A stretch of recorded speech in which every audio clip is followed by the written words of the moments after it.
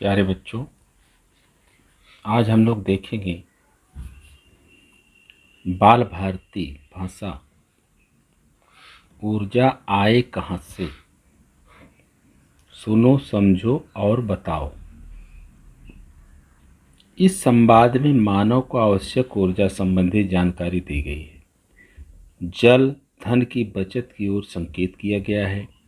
साथ ही साथ सौर ऊर्जा का महत्व बताते हुए उसका उचित उपयोग करने के लिए प्रेरित किया गया है। मतलब सौर ऊर्जा जैसे हमारे देश में बढ़ती हुई आबादी को देखते हुए जो परंपरागत ईंधन है उनकी खपत बहुत बढ़ गई है, तो उसको कम करने के लिए और उसके विकल्प में रूप में सौर ऊर्जा का उपयोग अधिकाधिक करने के लिए इस पाठ में आपको प्रेरणा दी गई है। स्वयं अध्ययन, दिए गए चित्रों के आधार पर उचित और आकर्षक विज्ञापन तैयार करो। ये जो चित्र दिए गए हैं इनको ध्यान से देखिए। उचित और आकर्षक विज्ञापन माने ऐड आपको बनाना है, ठीक है। ये सब चित्र जो दिए गए हैं इसको देखिए। बैट बॉल, ये सब, ये चेस का है, बैडमिंटन है, ये सब देखना है और इसके आधार पर आपको आकर्षक विज्ञापन तैयार करना है, ठीक है। बच्चों, क्या तुम जानते हो मनुष्य को शारीरिक ऊर्जा कहाँ से प्राप्त होती है? शारीरिक ऊर्जा माने हमारे शरीर में जो ऊर्जा हमको मिलती है वो कहाँ से मिलती है, हम काम कैसे करते हैं, शारीरिक ऊर्जा से ही काम करते हैं। तो इसलिए शारीरिक ऊर्जा जो है वो कहाँ से प्राप्त होती है हमको? हर्ष, हाँ सर, ऊर्जा हमें भोजन से प्राप्त होती है। शिक्षक, ठीक कहा। इसी ऊर्जा से मनुष्य शारीरिक और मानसिक कार्य करता है।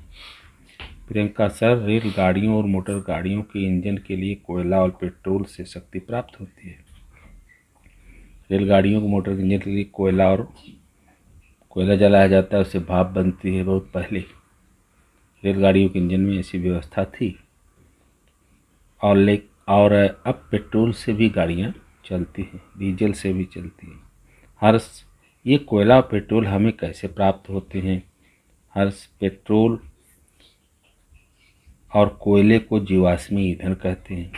यह जीवाश्मी ईंधन कोयला उन प्राणियों और पेड़ों के अवशेष हैं जो आज से करोड़ों वर्ष पहले जल या थल के किसी विनाशकारी भूकंप या समुद्री महाचक्रवात के शिकार हुए थे। पेड़ पौधे या बड़े बड़े विशाल वृक्ष दलदल में धंसने से और चट्टानों आदि के अत्यधिक दबाव के कारण पत्थर जैसे बन जाते हैं। इन्हीं को कोयला कहते हैं। इस प्रकार बहुत पहले जब विनाशी भूकंप या इत्यादि प्राकृतिक घटनाएं हुई तो उसमें ये पेड़ दब करके कोयला बन गए। हर्ष, ये रेलगाड़ियाँ कैसे चलती हैं? शिक्षक, आजकल कोयले की घटती मात्रा को देखते हुए अधिकांशतः बिजली से ही रेलगाड़ियाँ चलाई जा रही हैं। तो आजकल की रेलगाड़ियाँ बच्चों तुम देखते हो कि बिजली से चलाई जाती है। उससे भी हमको परंपरागत ईंधन जो है उससे बचत होता है और हम इलेक्ट्रिक का उपयोग करके गाड़ियों को चलाते हैं। इस ईंधन से हमको फ़ायदा क्या होता है कि प्रदूषण भी नहीं होता और हमको काम भी अधिक होता है, ठीक है। आगे देखेंगे। प्रियंका कहती है, ऊर्जा के वैकल्पिक स्रोत कौन कौन से हैं? ये कैसे हमें ऊर्जा प्रदान करते हैं? शिक्षक, ऊर्जा के वैकल्पिक स्रोत मुख्यतः जल, वायु और सूर्य हैं। सूर्य तो हमें ऊष्मीय और प्रकाशीय ऊर्जा निःशुल्क प्रदान कर रहा है। पौधों को स्वयं का भोजन बनाने के लिए सूर्य की प्रकाशीय ऊर्जा की आवश्यकता होती है। पौधे भी सूर्य के प्रकाश में ही अपना भोजन निर्माण करते हैं। अगर सूर्य का प्रकाश नहीं उगता है तो पौधे अपना भोजन नहीं बना पाते हैं, ठीक है। हर सौर ऊर्जा और किस किस तरह से उपयोगी है? शिक्षक, सोलर कुकर, पानी का हीटर आदि ऐसे उपकरण हैं जो सौर ऊर्जा पर आधारित हैं। सोलर कुकर और हीटर बड़े होटलों तथा भवनों में खाना पकाने तथा गर्म पानी उपलब्ध कराने के लिए उपयोग में लाए जा रहे हैं। सौर ऊर्जा से विद्युत शक्ति उत्पादन की दिशा में कार्य तेजी से हो रहा है। जो सीधे सूर्य की ऊर्जा, ये देखिए, ये सोलर कुकर है, इसमें ऐसे ये बना रहता है, ढक्कन रहता है, सौर की ऊष्मा अवशोषित करके इस बहुत गर्म हो जाता है, जिसमें हम खाना वगैरह पका सकते हैं। बहुत सारे घरों में उपयोग में भी लाया जाने लगा है। ये विद्युत का निर्माण करते हैं, विद्युत भी इससे बनाई जाती है। प्रियंका, सर सवाल यह उठता है कि सोलर कुकर ऊर्जा के लिए ऊर्जा के किस सिद्धांत पर कार्य करता है? क्या सोलर कुकर की रचना बहुत सरल होती है? प्रियंका शिक्षक, हाँ प्रियंका, इसकी रचना अत्यंत सरल होती है। ऊपरी भाग में काला तल होता है जो आने वाली संपूर्ण और सौर ऊर्जा को अवशोषित कर लेता है। उसमें साधारण कांच की पट्टी होती है जो संपूर्ण विकिरण का पारगमन करती है। कुकर के ऊपर ढक्कन वाले भाग में दर्पण लगा होता है। इसे कुकर के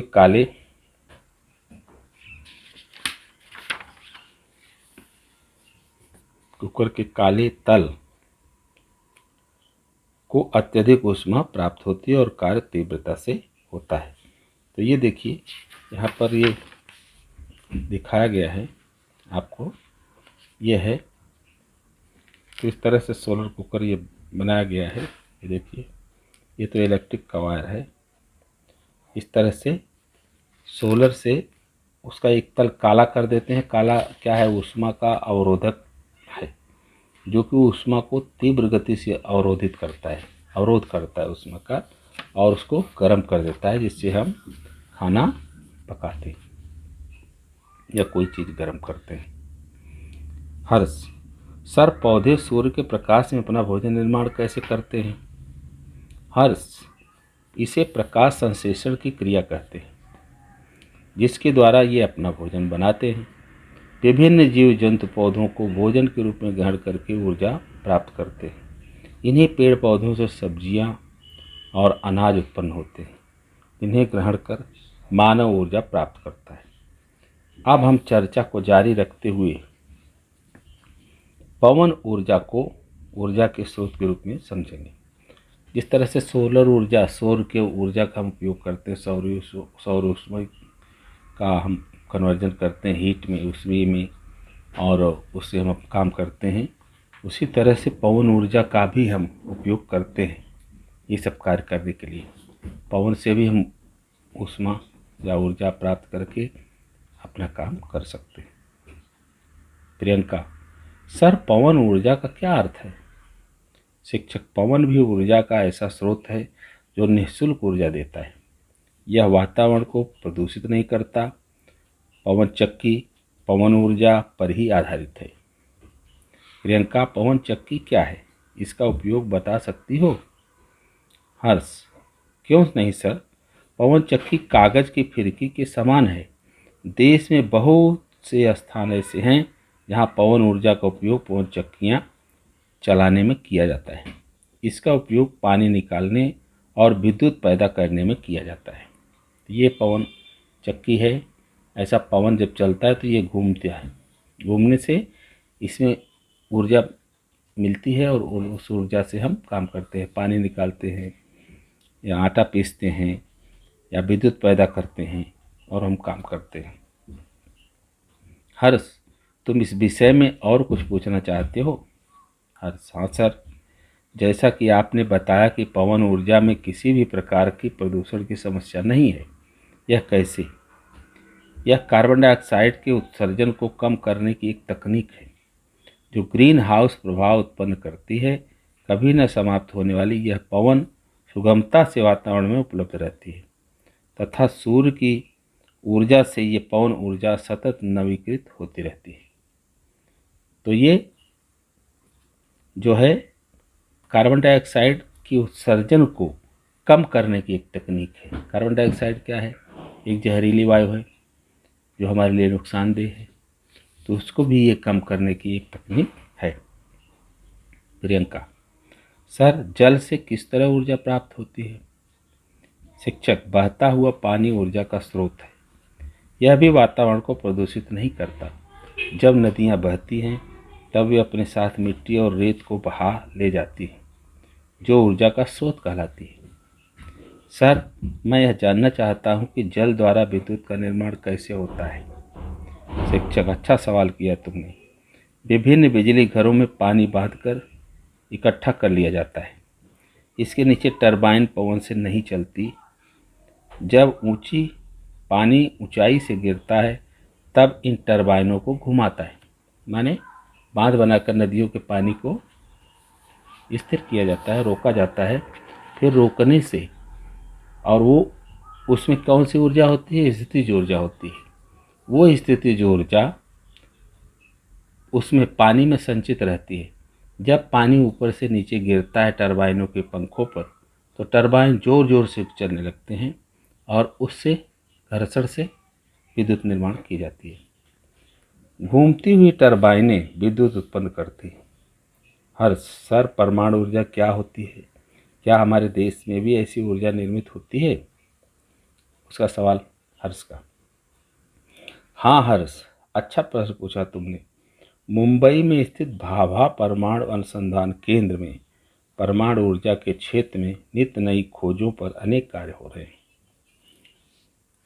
कि वहाँ क्या क्या होता है, ऐसा पूछा उसने। वहाँ क्या क्या होता है? कनाडा के सहयोग से वहाँ अप्सरा, जटलिन, पूर्णिमा, ध्रुव आदि भट्टियों का निर्माण किया गया है। इनका उपयोग कृषि, चिकित्सा, उद्योग, भूविज्ञान, भौतिकी अध्ययन और पर्यावरण प्रदूषण मापने आदि में होता है। परमाणु ऊर्जा विश्व में खनिज ईंधनों की आपूर्ति में कमी ही नहीं, बल्कि पवन ऊर्जा, सौर ऊर्जा और अपारंपरिक ऊर्जा स्रोतों की भविष्य में होने वाली कमी भी वर्तमान में परमाणु ऊर्जा के महत्व को सार्थक सिद्ध कर रही है। माने परमाणु ऊर्जा, तो ये देखो यहाँ पर 3 भट्टियाँ हैं, अप्सरा, जटलिन, पूर्णिया। और ये भट्टियों का निर्माण किया गया है जिसमें चिकित्सा, कृषि, उद्योग, भूविज्ञान, भौतिकी अध्ययन, पर्यावरण प्रदूषण मापने के लिए रिसर्च किया जा रहा है, खोज किया जा रहा है। परमाणु ऊर्जा विश्व में खनिज ईंधनों की आपूर्ति की में कमी ही नहीं, बल्कि पवन ऊर्जा और सौर ऊर्जा अपारंपरिक स्रोतों को भविष्य में होने वाली कमी भी वर्तमान में परमाणु ऊर्जा के महत्व को सार्थक सिद्ध कर पा रही है। तो ये बात है। हर्ष सर, कोयला, तेल, प्राकृतिक गैस जैसे ऊर्जा संसाधनों से के समाप्त हो जाने के संकट के निवारण का कोई तरीका तो होगा। शिक्षक, हाँ बिल्कुल है। हमें इन ईंधनों का उपयोग तब करना चाहिए जब और कोई विकल्प न हो। हमें ऐसी तकनीकों का विकास करना चाहिए जिनके द्वारा हम सूर्य और जैव द्रव्यमान जैसे ऊर्जा स्रोतों से ऊर्जा प्राप्त कर सकें।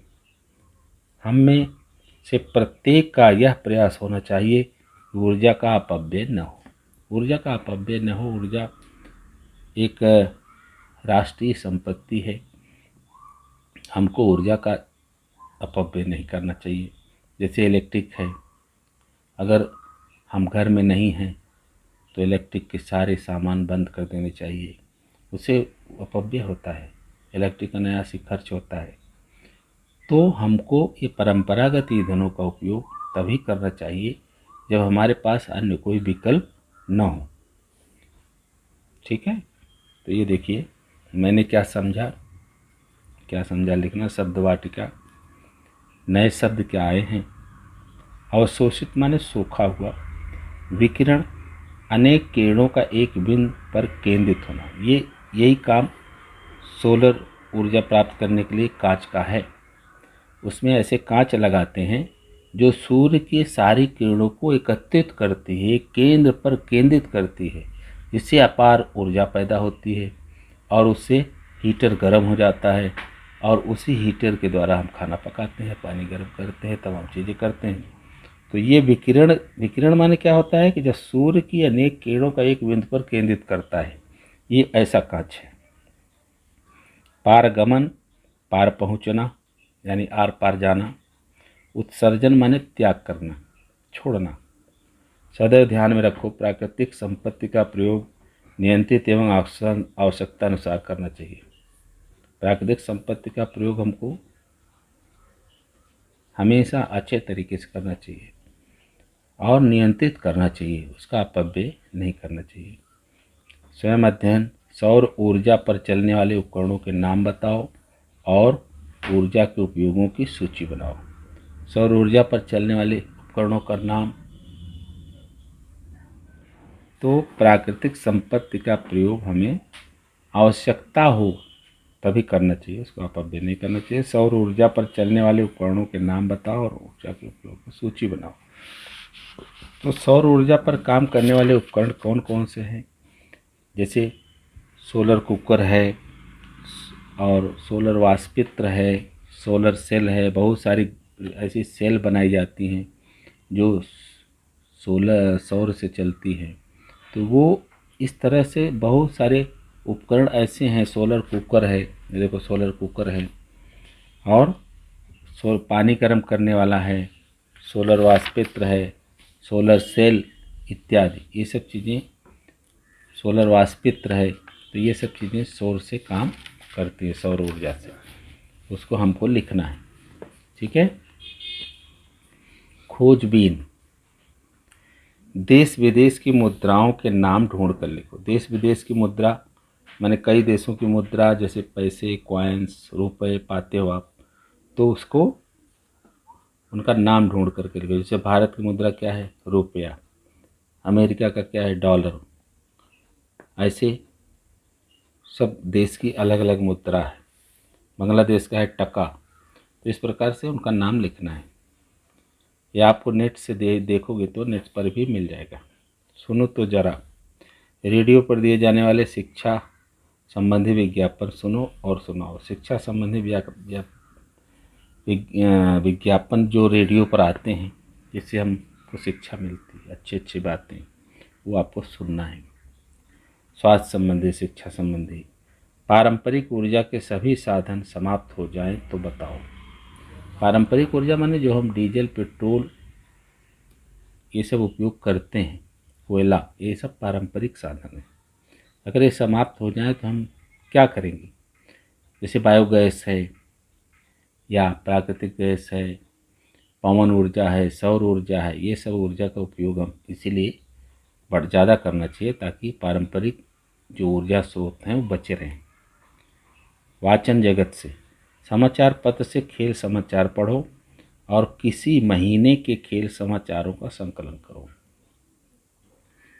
रोज़ पेपर आप पढ़ते हैं, पेपर पर में बहुत सारे खेलों के समाचार रहते हैं, समाचारों का संकलन करना है, इकट्ठा करना है। दादी जी का जन्मदिन मनाने के कार्यक्रम का लिखित नियोजन करो।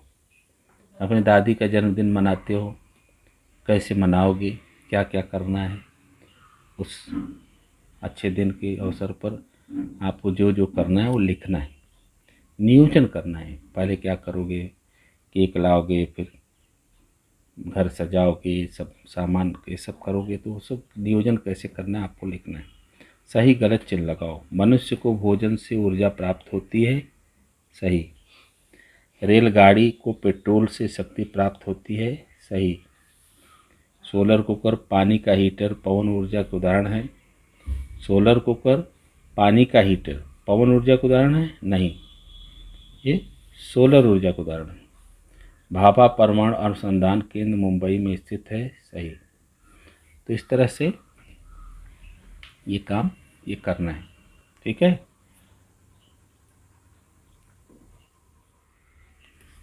विचार मंथन। सौर ऊर्जा अक्षय ऊर्जा। सौर ऊर्जा जो है वो अक्षय ऊर्जा है, कभी न समाप्त होने वाली ऊर्जा। ऐसी ऊर्जा को अक्षय ऊर्जा कहते हैं। इसका मतलब सूर्य रोज उगेगा ही, सूर्य से हमको ऊष्मा रोज मिलेगी। भाषा की ओर, विशेषणों के भेदों के आधार पर चींटियों के संवाद को कोष्ठक में दिए गए विशेषणों की सहायता से लिखो। यह, वह, पीला, मीठा, कुछ, थोड़ा, चार, ऐसे हैं। ये विशेषण हैं। जैसे चींटी, दो चींटी बनाई गई, एक चींटी इधर है, एक चींटी इधर है। अरे वाह, 4 लड्डू, ये संख्यावाचक विशेषण है, ठीक है। इसमें जैसे 4 लिया, ऐसे तुम बताओ, अरे वाह, थोड़ा ही लेना है। थोड़ा माने ये मात्रा बता रहा है, ठीक है, यानी मात्रा। कुछ, कुछ भी मात्रा है। मीठा, ये उसकी रीति बता रहा है, ठीक है, उसकी माने स्वाद बता रहा है। पीला कलर बता रहा है, रंग बता रहा है। वह जैसे ये दिशा सूचक है। यह वह ये सब है। यह पीले लड्डू हैं, वह बरनी में बंद हैं, वो पीले रंग के लड्डू हैं, मीठे लड्डू हैं। कुछ लड्डू गोल हैं, थोड़े लड्डू दूसरे रंग के हैं। अरे वाह, 4 लड्डू। ये मैंने यहाँ पर एक बना करके दिया। इस तरह से आपको 4-5 वाक्य हर शब्द ले करके इसको बनाना है, ठीक है। तो ये वाक्य बना करके आपको लिखना है। धन्यवाद।